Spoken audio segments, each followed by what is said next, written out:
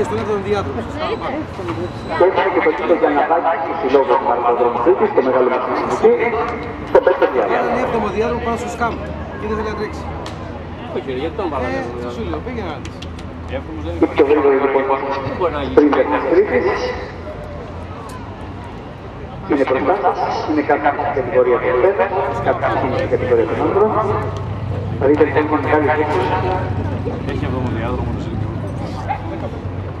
Η πρώτη σας θα το μόνο των άντρων. Πιο γρήγορη αυτή της Κρήτης είναι μπροστά σας.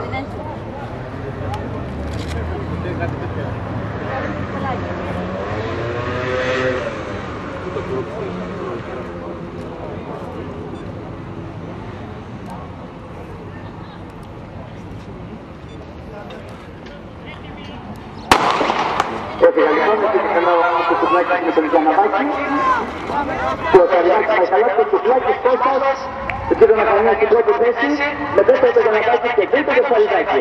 10-84, πάρα πολύ καλή αντίδραση λοιπόν για τον Κώστα του κουκλάκι.